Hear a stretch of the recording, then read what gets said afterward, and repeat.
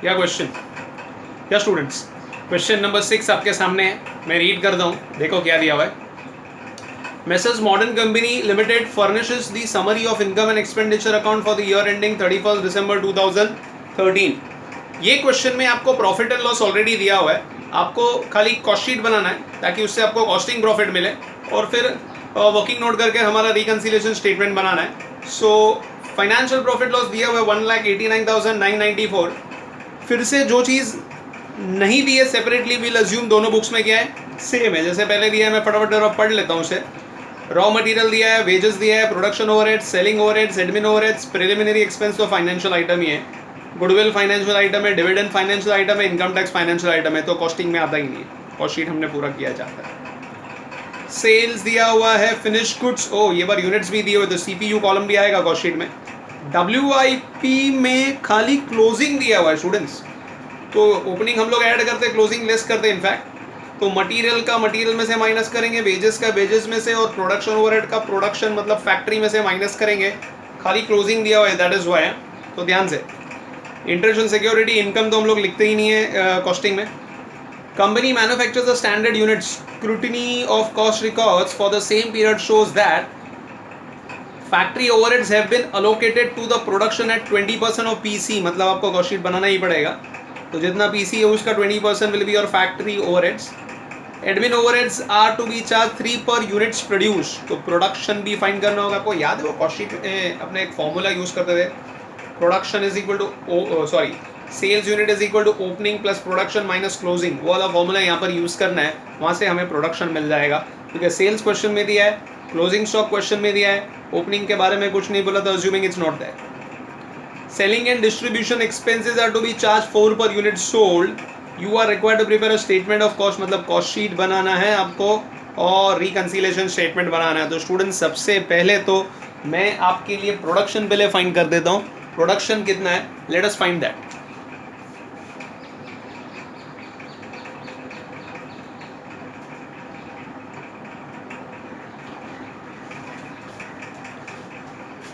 Sales unit is equal to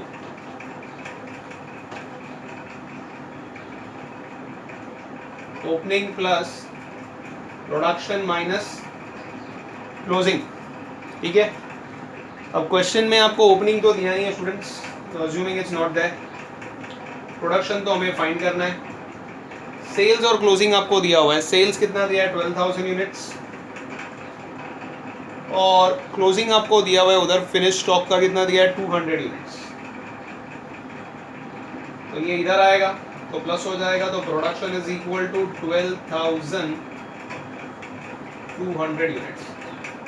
सो अभी हमें cost sheet बनाने में इजी हो जाएगा।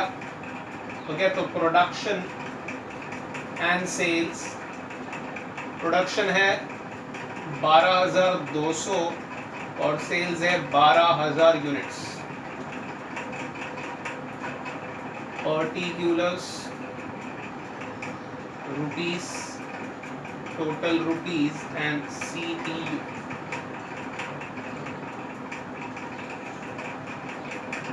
तो एक 12-15 लाइन का फॉर्मेट बना दो, हेडिंग दे दो, cost sheet of Messrs Modern Company for the year ending 31st December 2013.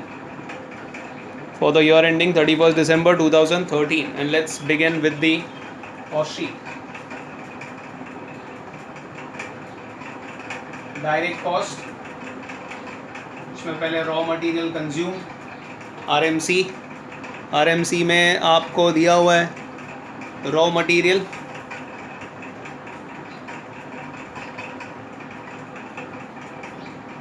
और उसमें लेस वो closing stock of WIP respective. एक सम किया था अपने कॉस्ट शीट में, याद है, रिस्पेक्टिव मटेरियल का, लेबर का और ओवरहेड्स का डब्ल्यूआईपी दिया था तो उसी में करना है। जनरल दिया होता तो अपने फैक्ट्री के बाद लेते, तो रिस्पेक्टिव दिया तो उसी में करेंगे। तो एक क्वेश्चन भी किया था कॉस्ट शीट का, वैसा ही वाला है। सो 1,39,600, उसमें से रॉ मटेरियल का 28,200 है, माइनस कर लीजिए, देखिए कितना आता है।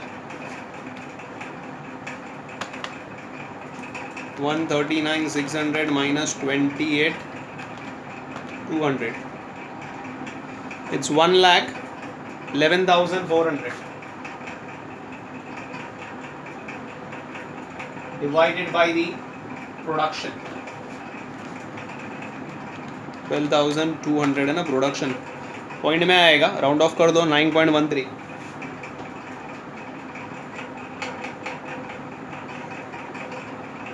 फिर आएगा डायरेक्ट वेजेस लेबर. वेजेस में भी वो क्लोजिंग वाला दिया हुआ है, तो इनर कॉलम में लिखते हैं 76,200 less closing stock of WIP.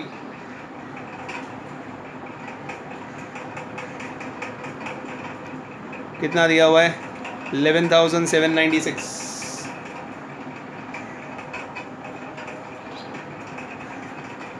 76,200 minus 11,796. 64,404 divide by production, you get CPU. फिर से पॉइंट में आ रहा है 5.28 हो जाएगा राउंड ऑफ करके. ऐड करेंगे मिल जाएगा आपको प्राइम कॉस्ट 1,11,400 64,404 1,75,804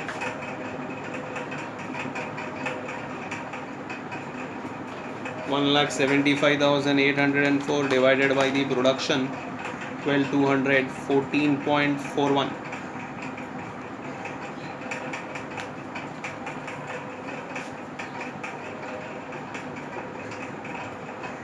फिर आ जाएगा स्टूडेंट्स आपका इनडायरेक्ट कॉस्ट. उसमें factory overheads. Okay, factory overheads अलग से दिया हुआ है 20% ऑफ PC. अलग से दिया है तो अलग से लेना है, नहीं दिया है तो फिर अज्यूमिंग दोनों में सेम. तो यहाँ तक तो कुछ नहीं बोला था, तो दोनों में सेम ही लिया है. बट अभी PC निकाला 175,804, उसका 20% बोला हुआ है. ओके, पॉइंट में आ रहा है 35,161.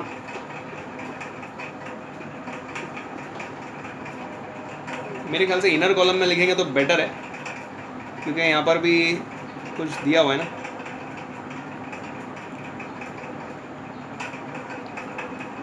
क्लोजिंग स्टॉक दिया हुआ है ना.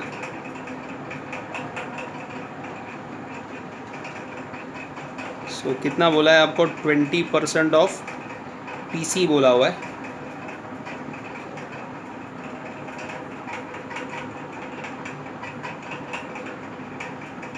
$175,804 into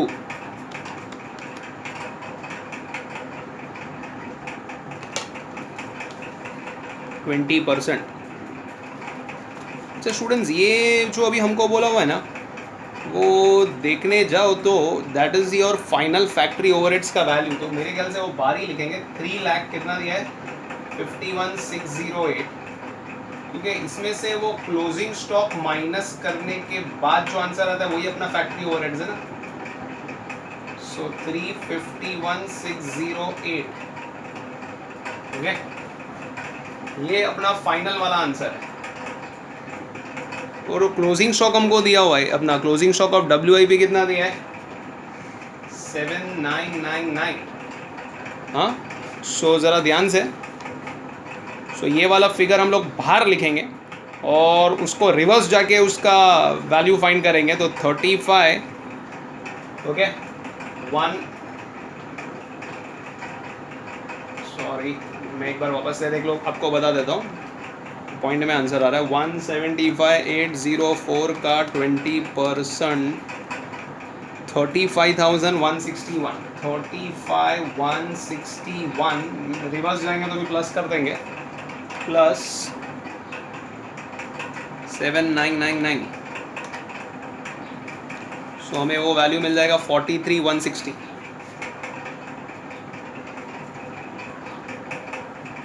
बराबर है 43,160. लेट अस कंफर्म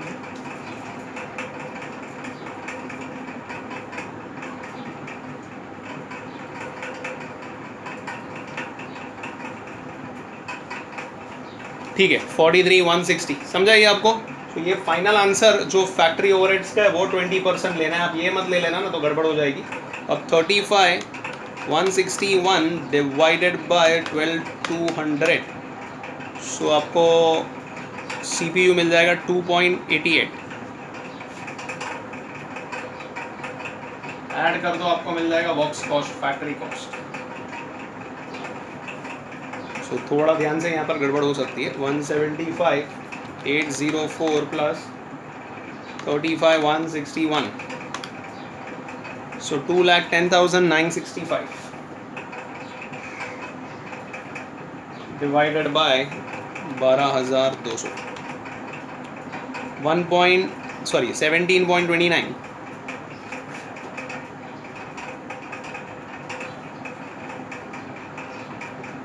फिर आएगा एडमिन ओवरहेड्स। एडमिन ओवरहेड्स कितना बोला है स्टूडेंट? 3 per units produced.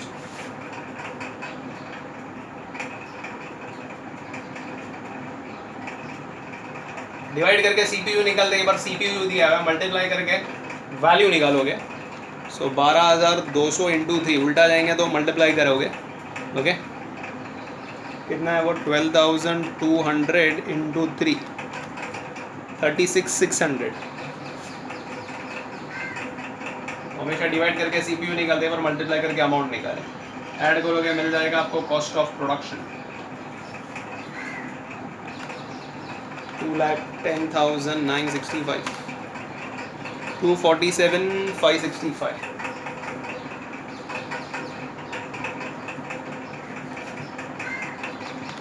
कुछ नहीं बोला था आपको, मैंने बोला CPU हम लोग यहाँ तक ही फाइंड करेंगे। सो 20.29,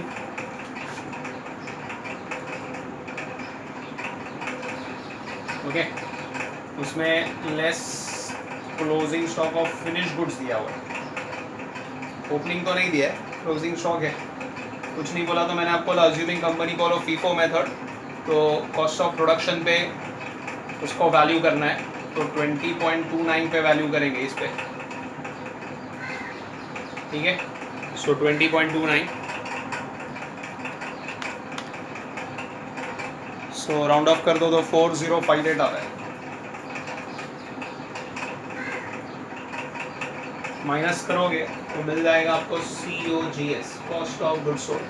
तो हमेशा याद रखो, कुछ नहीं बोलेगा तो closing stock of finish goods is to be valued at cost of production, cost of production पे वैल्यू करने।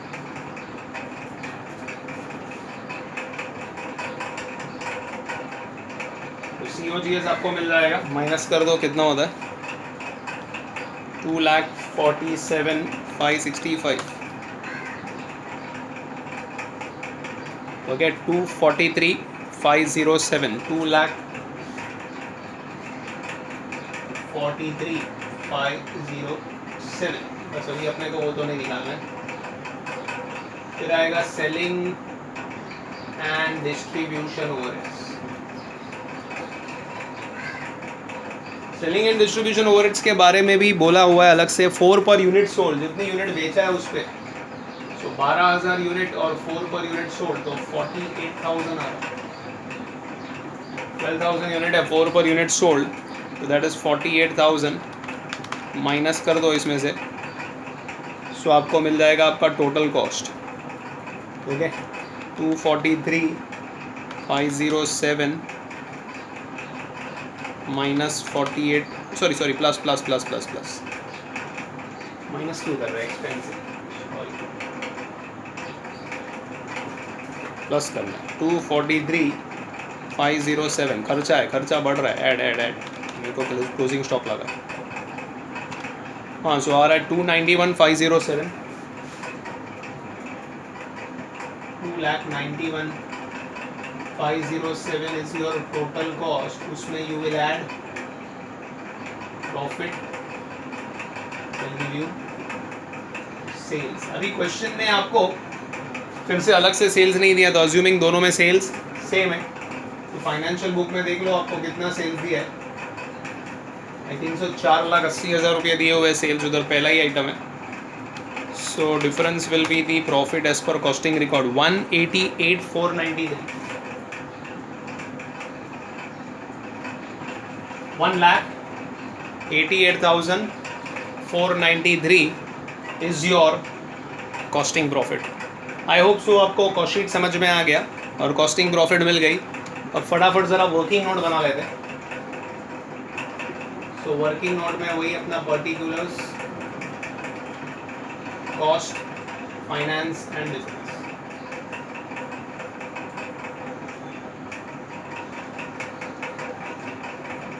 तो सबसे पहले तो जो अलग चीज़ है वो लिख लेते हैं स्टूडेंट्स। इसमें अलग मेरे ख्याल से एक फैक्ट्री ओवरहेड्स है, दूसरा एडमिन ओवरहेड्स है और तीसरा सेलिंग ओवरहेड्स है। फैक्ट्री ओवरहेड्स, ओके, ये तीन ही आइटम है, तो ये तीन हमें लेनी होगी। सो फैक्ट्री ओवरहेड्स में अब ये क्लोजिंग स्टॉक तो दोनों में सेम ही है स्टूडेंट्स, क्लोजिंग स्टॉक सेम ही है, ओके। सो 43,160 क्लोजिंग तो दोनों में सेम है ना, मैं ये नहीं ले सकता हूँ, ये लूँगा तो फिर ये भी इंक्लूज हो जाएगा, तो याद रखो आपको ये लेना है। तो इधर 43,160 है और फाइनेंस में कितना दिया हुआ है आपको 42,600 आई थिंक सो, बराबर है क्या? आपको समझाना ये, you can take this one ना students, if you take this one तो फिर ये इंक्लूड हो जाएगा ना, उसमें आ जाएगा, तो अपने को ये सेपरेटली फैक्ट्री ओवरहेड्स लेने हैं, ठीक है। तो ध्यान में रखना पड़ेगा, ये जो आंसर है वो final answer should be 20% of PC. उधर factory overheads have been allocated to the production 20% of PC, मतलब after minusing deducting the closing stock वो 20% होना चाहिए। तो ये एक इंपॉर्टेंट पॉइंट था जहाँ गड़बड़ हो सकती है, तो वो आप देख लो ज़रा, बराबर प्रैक्टिस कर लो। उसके बाद एडमिन ओवरहेड्स यहाँ पर दिया 36,600 और आपको ये बुक में एडमिन ओवरहेड्स दिया हुआ है 39,100। देन सेलिंग ओवरहेड्स दिया हुआ है, सेलिंग ओवरहेड्स कॉस्टिंग बुक में आपका है 48,000 और फाइनेंशियल में आपको कितना दिया हुआ है 42,700। और क्या अलग है, तो closing stock of finished goods, और आपको पता है closing stock is consider as income, तो closing stock of finished goods is consider as income. तो क्लोजिंग स्टॉक यहाँ पर है 4058 और यहाँ पर क्लोजिंग स्टॉक कितना आ जाएगा फाइनेंस में, closing stock of finished goods given in the question as 8,000। बस जो डिफरेंस वाले आइटम थे वो ये ले लिया मैंने, बाकी थोड़े ना एक्सक्लूसिवली फाइनेंशियल आइटम है जो कॉस्टिंग बुक में आते ही नहीं है। जैसे कि क्रेडिट साइड में सबसे पहले वो इनकम ही ले लेता हूँ मैं, इंटरेस्ट ऑन सिक्योरिटी, ठीक है, ये भी इनकम है। इनकम कभी कॉस्टिंग बुक में लिखते ही नहीं है, तो खाली फाइनेंशियल में 6,000, तो ऑफकोर्स डिफरेंस भी कितना है 6,000। और कुछ एक्सक्लूसिवली एक्सपेंसेस है, जैसे कि preliminary expense, return of goodwill, return of dividend और इनकम टैक्स। तो ये एक्सक्लूसिवली फाइनेंशियल आइटम है जो फाइनेंशियल बुक में ही दिया है। जैसे प्रिलिमिनरी एक्सपेंस है 2,200, ओके। गुडविल रिटर्न ऑफ कितना दिया हुआ है स्टूडेंट्स 2,501, डिफरेंस भी ऑफ कोर्स वही रहेगा, इधर तो है ही नहीं। दिस इज 3,000 और ये कितना है 4,100। तो ये कुछ आइटम्स है जो एक्सक्लूसिवली फाइनेंशियल बुक्स में ही है। ऊपर वाले का डिफरेंस निकाल लेता हूँ मैं, 43,160 माइनस 42,600, 560।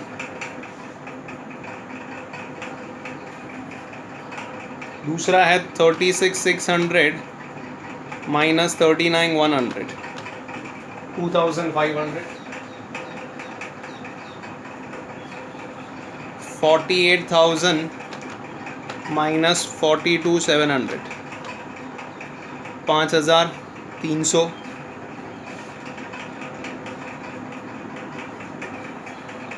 4,058 माइनस 8,000, 3,942। तो सब डिफरेंस निकाल, आप साइन डिसाइड करना है। फाइनेंशियल बुक्स को ध्यान में रखकर साइन डिसाइड करेंगे। Financial books are the true books of record, उसको ध्यान में रख के साइन डिसाइड करेंगे और स्टेटमेंट बनाएंगे। तो मैं आपको 5 मिनट देता हूँ, आप पहले बनाओ और फिर मैं आपको साइन करके बताता हूँ। तो स्टार्ट करो, साइन डिसाइड करो और फिर चेक करो, कॉपी ना करो।